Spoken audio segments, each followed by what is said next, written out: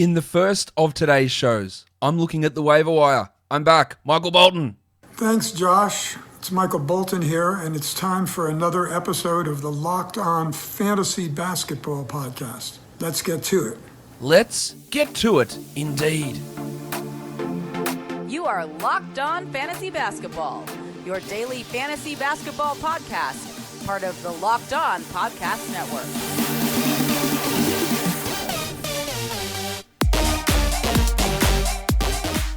Hello and welcome to the Locked On Fantasy Basketball Podcast brought to you by Basketball Monster. My name is Josh Lloyd and I am the lead fantasy analyst at basketballmonster.com and at Yahoo Sports Australia. And you can find me on Twitter as always at redrock_bball and on Instagram at Locked On Fantasy Basketball. Today's episode is brought to you by Built Bar. Go to builtbar.com and use the promo code LOCKEDON20 and you'll get 20% off your next order. How exciting is that? Well, guys, we're back. Now, this is the first of a few shows we're doing today. Took those days off over the All-Star break, rested, recharged, watched Spider-Man, the things that you need to do. And now I'm here, we're back, we're going to smash through a waiver wire show, we're going to do a buy low show, we're going to do a sell high show all today. And then tomorrow we'll be back with the usual, except a change in the schedule. Normally we do a mailbag show Thursday afternoon US time. We are going to do one of those Wednesday afternoon US time. It's on the YouTube channel, 3:30 p.m. Eastern, Wednesday afternoon before the games resume. And then we'll do an injury roundup update show on Thursday afternoon because that's when majority of the teams are back. We'll get a whole bunch of injury reporting come in. So we'll do that then. I was going to do that on the Wednesday, but I thought it's better to push it out the one day so we get all of that news come through on the Wednesday night and Thursday afternoon, and then we can push that out Thursday afternoon. So that's where we're at with the shows. All right, let's talk. Let's talk about what we're doing here, and that is the waiver wire. All right, so I'm doing things just a little bit different on the waiver wire show. Normally I do a section on short-term ads and short-term drops, but I don't really think that's appropriate. Not drops, we'll talk about drops. Short-term ads, just because with the All-Star break, it's a natural spot where so many players return from injury and we just don't have any updates. So normally short-term ads are guys that get a temporary boost because of injured players. And if I do that now, you might get one game, you might get 0 games out of them. So I don't think it's really needed for today's show. We're going to look more long-term and just look at trends and things that are going on that way. So let's look at some long-term drops. Let's start with the first guy on my list, Blake Griffin. You're all going crazy. What are we doing here with Blake Griffin? He's been the most added player over the last 2 days. I know Blake Griffin used to be great. I love Blake Griffin. I think he's a great bloke. Fantastic guy. I love what he's been able to do throughout his career. Evolving his game, dealing with multiple injuries. But no. I don't even think it's worth a 12-team flyer, to be honest. He hasn't been even sniffing 12-team value the last 2 years when he's been a guy that's been a focal point, a 30-minute-a-night player with the ball in his hands. He goes to Detroit. He doesn't play 30 minutes a night. He comes off the bench. He is 4th in line at best in terms of usage, 4th in line at best in terms of ball handling, and there's just not going to have those opportunities. You want a Blake Griffin who can't shoot anymore, can't jump anymore, can't get defensive stats, won't get assists, and will play 20 minutes a night? Guys, Jack Armstrong. Get that garbage out of here! And of course, Blake Griffin isn't garbage. He's awesome. I love him. And I think it's great that the Nets took a flyer on him. I'm not sure really how it helps. What he really does, though, is put a pin into our hype of Nick Claxton, or our potential hype of Nick Claxton, because it's just another guy in that mix with Green, Jordan, Claxton, and now Griffin all playing center. That is an issue. I am not adding... I would love to be proven wrong on Blake Griffin. I would love for him to have been... actually, I wouldn't, because I think that's shit. But I would say if he had been pretending to be bad for 2 years in Detroit, or not trying, and now all of a sudden, hey, he's rejuvenated. It's the old Blake. Fantastic. But even if that was the case, he's still coming in as the 4th option as at best. Because even if he is the old Blake, he's not better than Harden, Durant, or Irving. And that is undeniable. He's not coming in and being the ball handler, the guy that orchestrates the offense. Because that's Harden. And if it's not Harden, it's Irving. And if it's not Irving, it's Durant. I just don't see it. Anyway, this next bloke. The world. I've had 4 days off from podcasting, so I need to get excited. I need to, I've got a lot of stuff that I need to get out. And if your kids are listening to this, turn them away. What the fuck are we doing with Hassan Whiteside? What are we doing? Oh, but what if he gets traded, Josh? What if he gets bought out and goes to another team? He is bad. Literally every team could have had him for a minimum salary. So they've all looked at him and gone, yeah, we'll pass in the offseason. And then they've seen him play and gone, shit, he's actually worse than he was before. Who's bringing him in to be a big minute player? Oh, the Lakers need a center, Josh. Cool. So you're going to play him over Harrell, Gasol, and Anthony Davis? You're going to give him 25 minutes a night to cut those guys out? Get out of here. What are we? I know that, I bet he puts up great stats. He is garbage. He does put up great stats when he plays, but I do not see that situation. Again, I could be wrong on this. By all means, hold on to him. But if Hassan Whiteside was on one of my teams, and I drafted Hassan Whiteside in a couple of spots because I didn't have trust in the Kings rotation. I thought they might give him 24 minutes a night. So I picked him at pick 100 in some drafts. And then after about 2 days after the season started, he was gone. Like, see you later. I'm not dealing with this bullshit. Bruce Brown. I think I'm talking... Oh, man, this podcast is going to be too long. Bruce Brown. We love what he's doing, but Durant's going to return. Jeff Green's going to return. And, of course, Blake Griffin's in the mix now.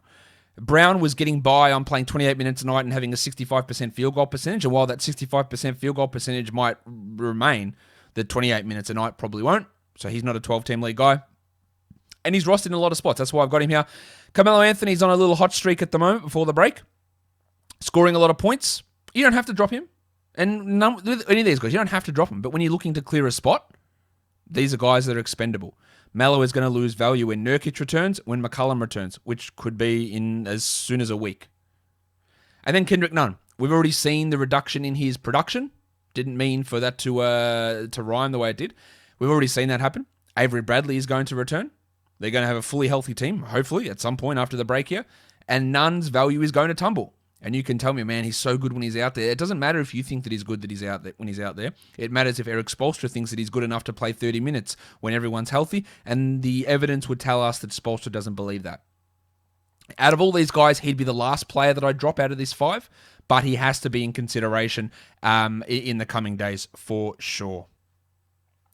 Let's now have a look at some drops in points leagues. Much like Bruce Brown, much like Blake Griffin, DeAndre Jordan, no reason to hold him in points leagues. Probably no reason to hold him in category leagues, to be honest, as well. Davis Bertans, Duncan Robinson, 2 3-point specialists who in a standard Yahoo points league, they don't have that value or the appeal that they may have in a category league. Again, if you want to hold on to them, and they'll have the occasional spike game where you go, ooh, look at that. He had 20 points with 6 threes. Fantastic. That's great. But then he has 9 points on, with 20% shooting and nothing else. And the overall production from him, I don't think is worth a spot. And that goes for both Bertans and Dunk Robinson. Tim Hardaway is being outplayed by Jalen Brunson. His minutes are down. He's not a good points league or category league player just in general. And he's rostered in too many leagues. You're better off streaming that spot. And I think we're seeing the reduction in the value of Bob Portis at the moment.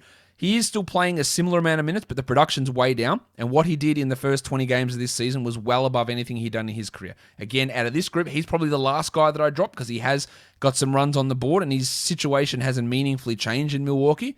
But maybe there is some regression coming here with Punch Bob. Let's go now onto some must-roster players. We're just going to bang through these guys. These are players who are rostered in under 85% of Yahoo leagues, who are all top 100 players and should be rostered in every single league. Tyrese Halliburton, the Jedi, OG Anunoby. But what about scarves? OG. Balenciaga Stop ones. OG. You better stop OG. Stormin Norman Powell, his Toronto Raptors teammate. A couple of Celtics, the Rock DJ Robbie Williams, and Marcus Smart. Yes, Marcus Smart is a must-roster player. I know he's been injured, but he's going to return real bloody soon. Make sure he's on a roster. Triple J, Jaren Jackson Jr. Now, maybe this one bites me right on the anus, but at some point he's coming back. You add him now. Hopefully we get an update in the next couple of days. I would add him. I would see what happens over the next week, and then I would probably hate myself for the rest of my life when he doesn't come back. But at some point he's coming back. Maybe he's not. No, but I'd add him. Evan Fournier, add him. Maximum Derek White.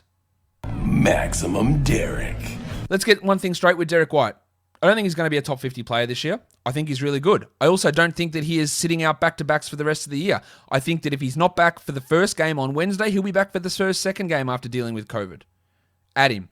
Delon Wright, he'll be back really soon as well. And while I do have some concerns about where Delon Wright sits on this Pistons rotation once Killian Hayes returns, I'm not really sure where it goes. Remember, he was benched to start this year and played like 24 minutes a night, and then the injuries happened and his minutes went way up. So when Hayes is back, with Dennis Smith playing well, with Josh Jackson playing well, with Svi Mykhailiuk getting a role at shooting guard, I'm not sure where Wright sits, but him and his Pistons teammate Mason Plumlee need to be on rosters, and that might change later on in the season. So I've got Plumlee on that list there as well. And then we go to these guys. Thad Young.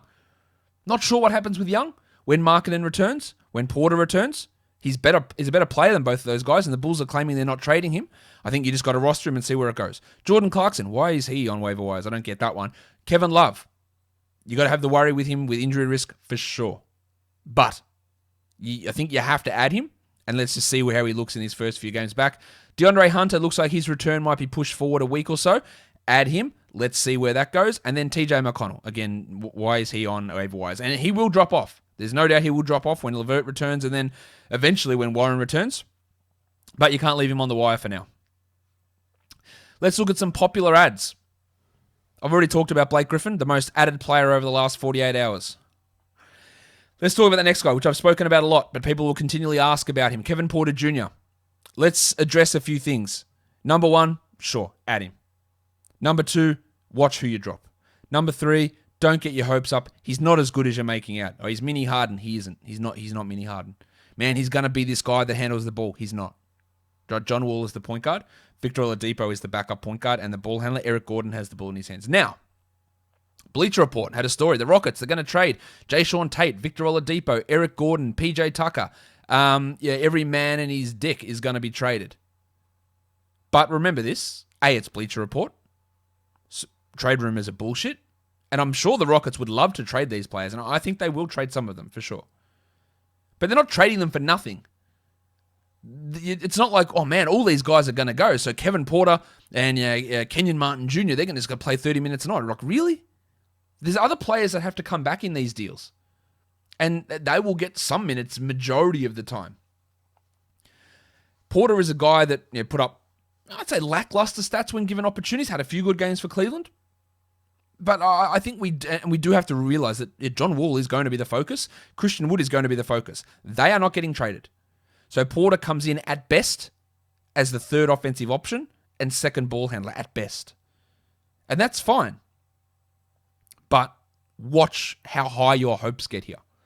Danny Green's a popular ad. I guess that's because Ben Simmons and Joel Embiid are going to miss a couple of games coming back from contact tracing from the All-Star break. And the same goes for Dwight Howard, who could be a short-term stream option there. And then DeAndre Hunter's been added with the news that he didn't require that second PRP injection. I'm always a little bit worried about blokes coming back from knee surgery and you're quickening their timetable. I'd be a little bit concerned about that. But adding him, as I mentioned earlier, is absolutely something that's fine. Let's look at hot players over the last week. There's the top 100 guys. Lord Alfred Payton. Can you explain Tom Thibodeau's point guard rotation? Because I sure can't. That last game or last couple of games from Payton was definitely 12-team worthy, but let's remember he's not a top 200 player this year, and that's with the blessing of Coach Tom. So I don't think that he's a must-roster player. Jordan Poole, he's in this mix. I'm just bringing him up because he was excellent. The Warriors claim that they want to give him more rotation minutes. He's demanding those rotation minutes. Who can he take them from? Well, there's a bunch of guys. Damian Lee, Brad Wanamaker. They can easily be asked out of the rotation.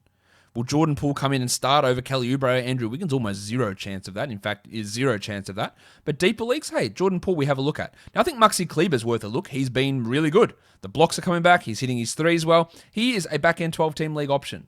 Justin Patton is only an option while Christian Wood is out, but he is a strong option there. And then the Duke Wayne Ellington with Grant and Jackson out the last couple of games for the Pistons. Ellington resumed starting, played well. I don't know what the dickhead Dwayne Casey will do in terms of minutes distribution there, because remember, before those rests/sicknesses, Ellington was benched so that Svi could start. And then you got to welcome Hayes back. You got to welcome, eventually, you got to welcome Delon back. You got to welcome Jackson back, and you got to welcome Grant back. So I wouldn't be adding the Duke in that scenario. And let's just lastly go here to some flyer options. And I've got Andre Drummond there. Now, most people are holding on to Andre Drummond, but if he was dropped in your league, adding him now, dealing with the 2 weeks until the trade deadline just to see what happens is fine. Now, Andre Drummond, I have been on record as saying he's not anywhere near as good as people make him out to be. He is also significantly better than Hassan Whiteside. So he is a player who can help a team. He's not a player that should be a 33% usage player and playing 37 minutes a night like he was on the Cavs. Nobody's giving him that opportunity. But if he was dropped, now if Whiteside was dropped, there's no chance that I add him, right? Because he's not good. But if Drummond was dropped, I think he's at least worth adding and seeing what happens over these next couple of weeks. Because you can deal with a 0 for 2 weeks if you're in a strong position, you don't have other injuries. You can do all of that pretty easily. Some other guys who are more actual flyers. Isaiah Stewart, putting up nice block numbers, good offensive rebound numbers. I think they'll start to just hand him a few more minutes there over Mason Plumlee.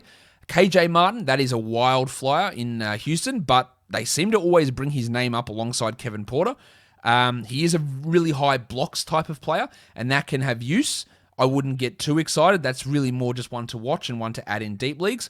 Kyra Lewis Jr., I like him. He is, to me, the replacement for Eric Bledsoe. So just keep an eye on Kyra there. And then the last one, Tyrese Maxey. We've heard his name maybe mentioned in trades. I don't believe this Kyle Lowry to Philadelphia trade situation, but Maxey is a good young asset the Sixers have. So if they are involved in trades and he finds himself in a 25, 26 minute a night role, he's someone that you can have a look at there. I'd much rather take a flyer on him than, say, a Matisse Thybulle. There is just a lot more offensive significantly more offensive upside in Tyrese Maxey. That'll do it for this Waiver Wire show. I'll be back real soon with a buy low show, so check that out. Subscribe, Apple Podcasts, Google Podcasts, Stitcher, Spotify, and on YouTube. Guys, we are done here. Thank you so much for listening, everyone. See ya.